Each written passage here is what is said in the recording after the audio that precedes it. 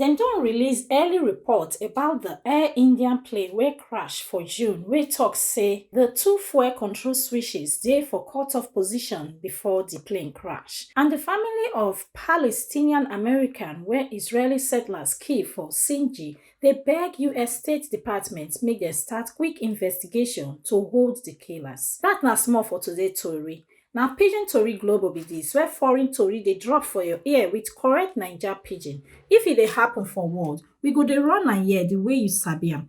Oya, make we enter the gist for today. Elon accountable for the murder of American citizens. US don confirm say Iran ballistic missile knack one big geodesic dome wey dey Al Udeid Air Base for outside Doha, Qatar capital, on June 23. Pentagon spokesperson Sean Parnell tok say the dome get equipment wey dem dey use for secure communications. Satellite images show the damage well. Dis attack na Iran way to retaliate after US bomb 3 nuclear sites for Iran. E quick lead to ceasefire wey Trump broker, end the 12-day Iran-Israel war. And the last one for today, dem dey beg gamers make dem help save one retro arcade for Salisbury wey don almost dey close down. Highest score, the only pinball spot for the town, close last month because say running cost high and people no too dey come. The owner, James Peterick, dey call people make dem show support during 2 open days on 11 and 12 July, say na the last chance to keep the place alive. E tok say the arcade dey inside Cross Keys Shopping Center and get classic pinball plus old school gaming machines wey e restore well. James say the open days go show say small businesses fit survive if people support am. Anybody from age 8 to 80 fit come play with entry of £1 minimum donation for unlimited time. Dem also set up online donation page to help secure the arcade future. E tok say if e raise enough money,